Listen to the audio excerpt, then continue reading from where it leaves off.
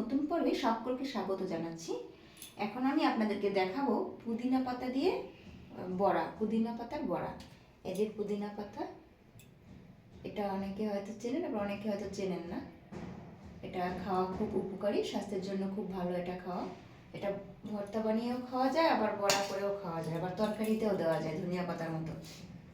এই যে আমি এটা বানানোর জন্য নিয়েছি বেসন, কালো জিরা, লবণ আর পুদিনা পাতা। এখন এটাকে মাখিয়ে নেব। আর ফাঁকে আমি কড়াইটা তেল দিয়ে নিলাম। এখন এটাকে সুন্দর করে মাখাতে হবে।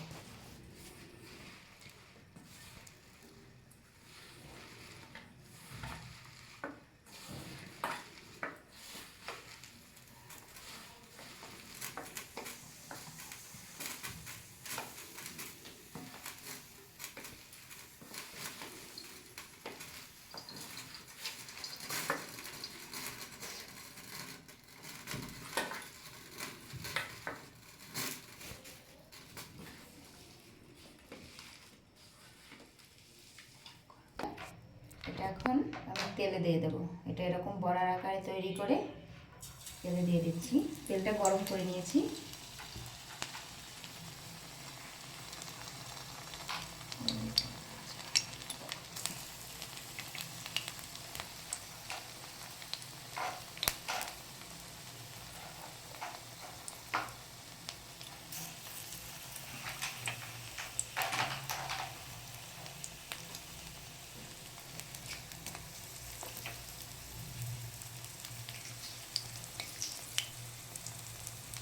এগুলো গোল গোল করে বড়ার আকারে তৈরি করে দিলে বাচ্চারাও খেতে পারবে।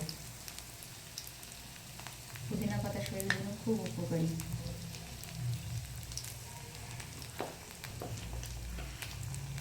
এটা চালের গুঁড়া দিয়েও বড়া তৈরি করা যায়।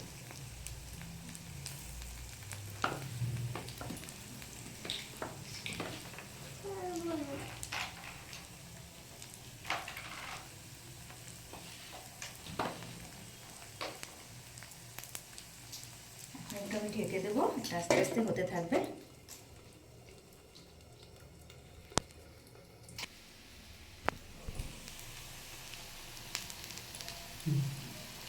বড়াগুলো আমি উল্টে দিচ্ছি।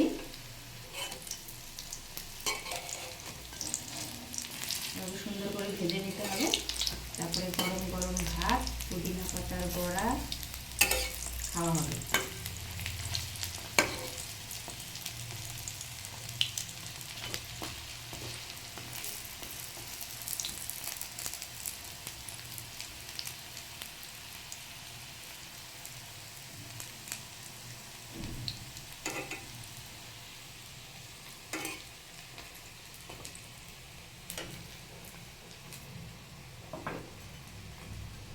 এটা আস্তে আস্তে ভাজতে হবে, তাহলে সুন্দর হবে, ভিতরটা কাঁচা থাকবে না।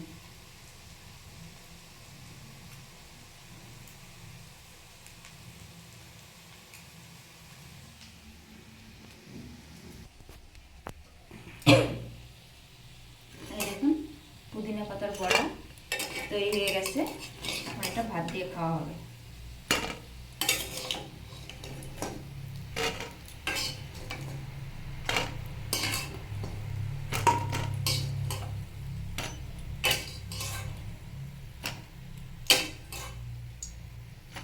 এই যে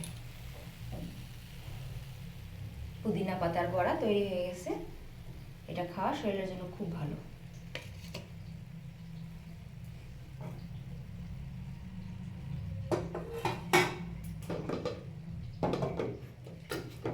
এদিকে আমার দুপুরে শাক ভাজি করা আছে।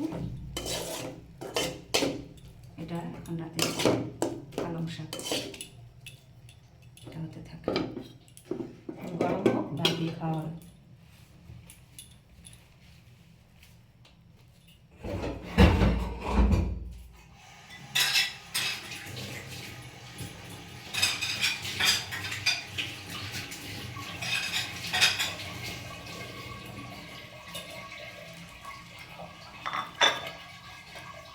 এই যে দেখুন গরম গরম ভাত।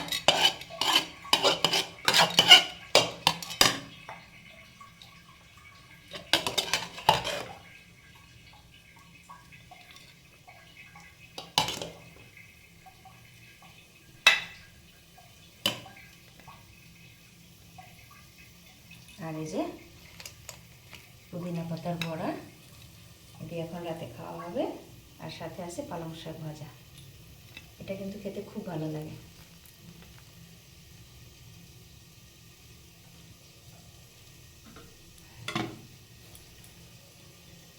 এই যে দেখুন, আপনাদেরকে খেয়ে দেখাচ্ছি।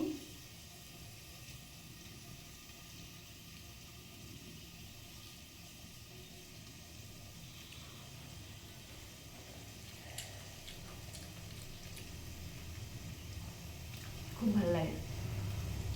সবার কাছে ভালো লাগবে কিনা জানি না, আমাদের কাছে ভালো লাগে। আর যেটা স্বাস্থ্যের জন্য স্বাস্থ্যের জন্য উপকারী, সেটা খাওয়া খুবই ভালো।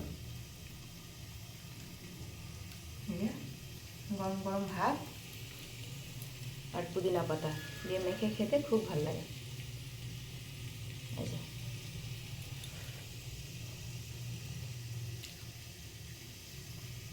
অনেক স্বাদ। আজকে পর্বটি এই পর্যন্তই। সকলে ভালো থাকবেন। আর আপনারা এগুলো বাড়ি তৈরি করে খাবেন, বাসায় তৈরি করে খাবেন, ভালো লাগবে।